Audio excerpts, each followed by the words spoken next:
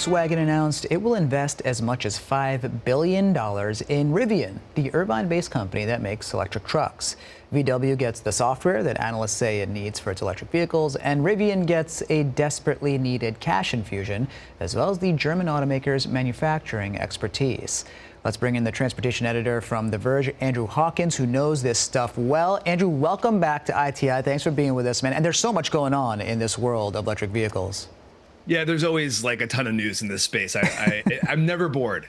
Yeah, I can imagine. And you do it well there on Verge. So just bring some of that expertise to us now. You wrote about this very thing, this $5 billion, up to $5 billion cash investing injection into Rivian by Volkswagen. I mean, talk about the deal. Is it as easy as that? VW gets the Trojan horse of Rivian's sort of ability to build this stuff, and then Rivian gets the money that they need from VW?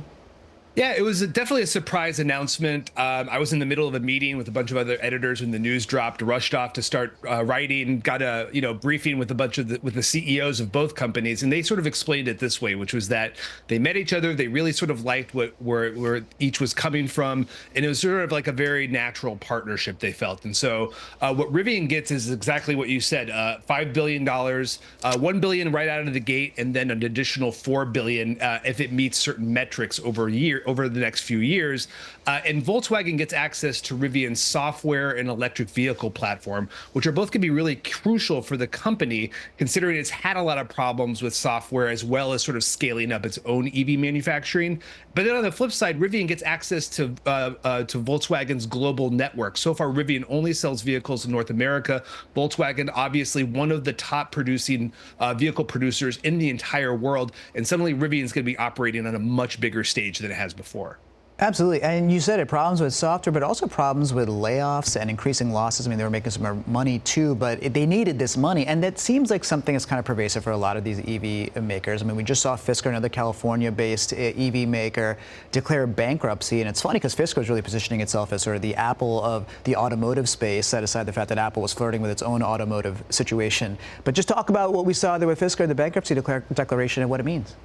Yeah, it was a real kind of, unfortunate circumstance with Fisker. They had sold several thousand of their Ocean SUVs, which were, it seemed like from some of the earlier reviews had a lot of problems. They were being shipped to customers with a lot of unfinished features.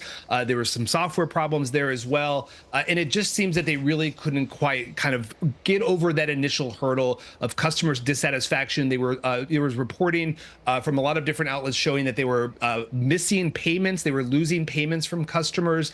They weren't paying their suppliers and their vendors. It just seems like there was a lot of debt problems at the company. And I think I should notice that Henrik Fisker, the CEO and founder of Fisker, this isn't his first time with bankruptcy. His first company also declared bankruptcy as well.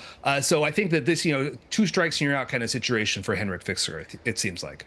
Well, and two strikes. Well, we saw Fisker in trouble. We talked about Rivian being in some financial trouble until this VW situation. I mean, it feels like that's sort of pervasive in the EV space. I mean, correct me if I'm wrong, but Polestar, the Swedish company, potentially delisted from NASDAQ. Lordstown, and a rival to EV makers of buses and other sorts of vehicles, also having some issues and declaring bankruptcy. Are there any others, and what's happening there? Yeah, so I think the situation really here is you have to sort of differentiate the companies that are only making electric vehicles from those that also have a legacy of gas and hybrid vehicles, those sales on which to fall back on. So if you look at companies like Ford, GM, Toyota, these are companies that are now just starting to sell electric vehicles, but also have a lot of sales of ICE vehicles to fall back on. They're doing fine. The pure EV plays, including Tesla, the great, sort of the granddaddy of them all, the ones that sells the most electric vehicles, also having a lot of problems because of cooling demand. But that said, sales are still going up, and there are still a lot of expectations that they will continue to go up throughout the year. Yeah, that's the graph. Cooling, but still a positive growth, ultimately, just not the sort of exponential growth we've seen. And the issue is that a lot of these companies have bet on that exponential growth, and they started scattering and getting sort of concerned about the cooling sales, as you discussed. Another thing that doesn't help Tesla's cooling sales are these recalls around its high profile and fun to discuss, look at. For some people, it's fun to tool on. We're talking about the Cybertruck. Talk about the recalls and what's happening there. Last time you were on, we talked about the big announce. Very splashy, but now we got some splashes that are causing issues with the window, right, and the windshield wiper. I see what you did there. That's good.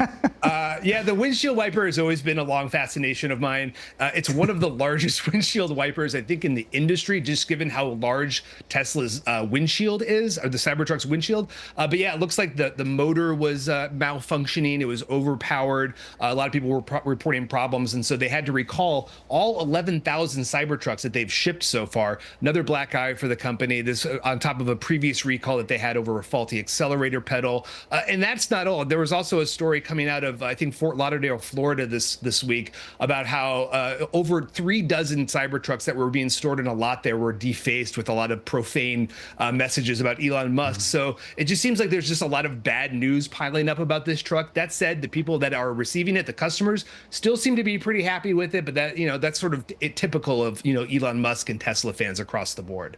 Well, it's interesting. I mean, Elon Musk complains about bad PR for various reasons. Some of his political views are one of the things. But I think I also see in a lot of the reporting around Teslas that there are these recalls and there's constant recalls and people get so concerned about it. But often it's these over-the-air recalls that are addressed with software.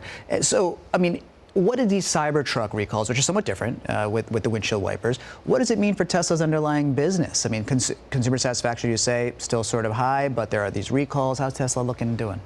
Yeah, definitely the recalls with the Cybertruck are much different than the ones that they've confronted previously with the Model 3 and the Model Y, which are typically remedied through as you mentioned, an over-the-air software update. Not a problem, not a big hassle for customers. They just, they go to sleep and the next morning they wake up and the car is fixed. With the Cybertruck recalls, these are hardware recalls. These are the accelerator pedal, the windshield wiper motor. I think it speaks to sort of how difficult the production was for the Cybertruck, how much of an effort this was for Tesla to get this truck actually out of the gate. I mean, it took over 5 years for them to actually get this truck off the production line and into customers' hands. And we're starting to see some of the problems, some of the shortcuts that they may have taken in the build quality. There's been a lot of complaints around that, around some of the other things like panel gaps and other things. I don't think we've heard the last from these problems with the Cybertruck. And Elon Musk just has a huge compensation package approved recently. And this is one of those companies that just makes EVs and is doing okay. I mean, you can actually answer that in your question to me, because it's this thing, as you say, for the ones that just make the EV, some of these companies are having issues. The ones that can subsidize against their gas-powered past, their internal combustion engines past, they can kind of ride it out till we see that transfer, if it ever comes, fully to EVs. What do you think the future of the EV market is? And is it just the companies that have ICEs that can be the ones that really succeed in this space other than Tesla? I mean, I hope not. I really hope that there is space for some of these pure electric vehicle companies to grow and to thrive, because I do think that companies like Rivian and Polestar and others, they add something to this mix that's out there. I mean, they can't all just be dominated by companies like Ford and GM and others. So I really do hope that some of these pure EV plays are able to find their niche and really kind of make some success for themselves. That said, I do think that there's going to be more of a mix. You're going to see different companies kind of come into this. I think that there's still the big question of China and whether or not Chinese companies are going to be able to eventually sell their electric vehicles in the United States. They sell their vehicles for much cheaper than domestic companies do. Obviously, there's tariff situations and trade wars and all these things going on with the politics of the situation. But they could eventually overcome that. And if they do, that could really shake up the entire industry. And I do feel like tariffs and those conversations will be part of what we'll see on the election trail for the next few months. Andrew, thank you so much, as always, for coming on the show. You break it down so well. Looking forward to doing it with you again. Great to see you.